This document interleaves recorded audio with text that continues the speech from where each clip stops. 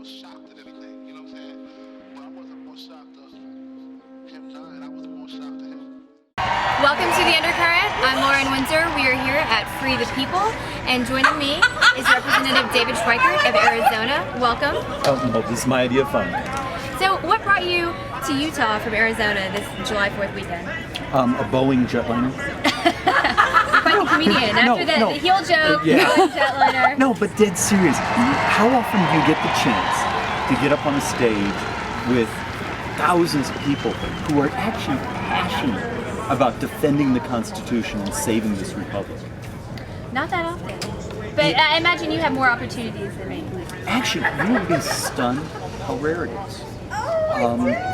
In our modern world where you come home, you turn on your television, and you DVR this and Netflix this, we have so tuned out from the world around us. And it's one of my great fears, is for the collectivists, that's their dream, is a population that doesn't watch what they're doing.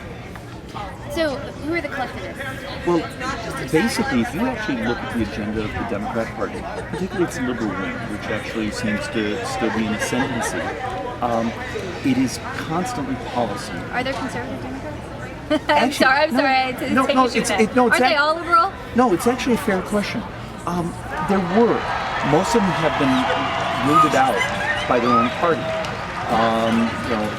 Whether through money, through policy, but the old days of 20, 30 years ago where you had conservative Democrats, it was the nature of the region, they're gone.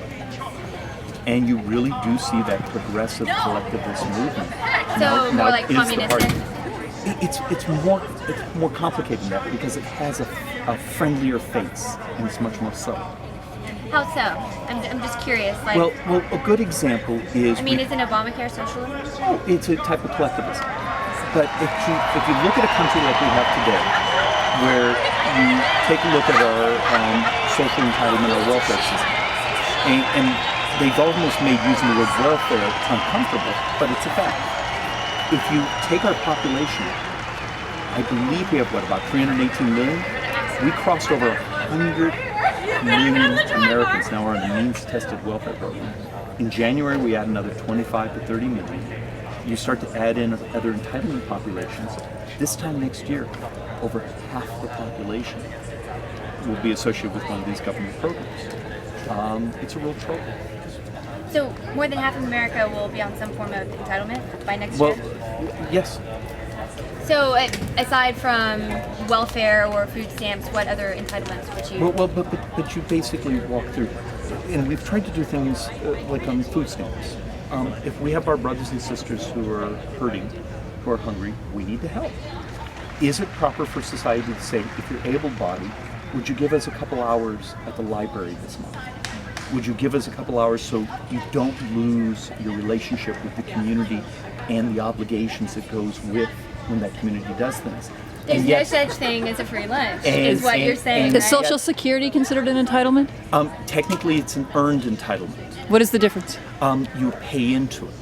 Now, our problem there is... So it is an entitlement, though? But it's technically an entitlement. But when you talk about half the population being on Social Security, are you talking about, being on entitlements, are you including the senior citizens that worked for those entitlements? Those are earned. And Social Security actually is very easy to fix. It's right now about 16 trillion underfunded. You and I could fix that in about 20 minutes. I don't want to wait till I'm 70 to get on it. No. There's a series of other things you can do to make it actuarially sound. The bigger problem is we have to have a very honest conversation about Medicare. Medicare is devastatingly underfunded, and even if you're one of you're a person of the left, if you really care about this program, you'd be standing up and doing things that are dramatic. Do you consider that an entitlement program? Well, technically it is an entitlement. Now, when you talk about half of the population being on entitlement programs, are you including Social Security and Medicare? Yeah, but those are earned entitlements. But you're still including them, lumping them in with half the population. But they how are we get to the entitlements. half number. Oh, very half simple. the population, because it's very it's a very big chunk when you talk about half the country being on. But if you're talking about people who earned that, let's actually walk through the math. Right. You right now have just shy of 50 million on food stamps. Then you add in other programs, Section 8 housing, other types like that. Those are what they call means-tested programs. So you always got to bifurcate those. between means tested, which is a testing on your income, and earned entitlements, such as Medicare, Social Security, where you and I put money in. The problem is what happens when something like Medicare, where the average American over their life will put in, about $100,000 and take out about $330. That has to be fixed. And yet when the president will throw out something saying, well, I'm willing to go to a chain CPI, just a recalculation on how you do inflation index, that takes care of 1.3% of the problem. It doesn't do anything. And so what happens when you wake up a decade from now, 15 years from now, when you're hitting the peak of the 79 million baby boomers retiring, and you now have run so short of cash the ability to pay the benefits. So these are just, it's... Would you advocate privatizing Social Security and Medicare? Well, no, you can't privatize Medicare in the mechanics it's designed today. I do... But would you scrap the program? Oh, God, no. As being something that is No, not within the purview of government to do it? The fact of the matter is you can actually, like on Social Security, do some things to make it actuarially sound and actually give younger people more choices. But back to... So like vouchers? But back to Medicare. Within that, we have to find some way to close that actuarial gap, because if you have 79 million baby boomers who are now, we're starting our third year of retirement. It's an 18-year cycle. With life expectancies, it's going to consume every dollar in government.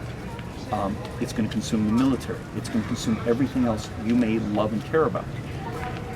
Why is it so hard with my Democrat colleagues with the left to have an honest conversation about that? And that's one of my greatest frustrations. We have a running joke in my office that you come to Washington and you find out the problem is much greater than liberals and conservatives. One of the greatest problems is those that do math and those that don't. All right? Totally. Thanks. And it makes me wonder if I'm under some sort of spiritual matrix with the truth pulled over my eyes, with the evil forces that compromise my state of mind. Have I been hypnotized to believe in lies?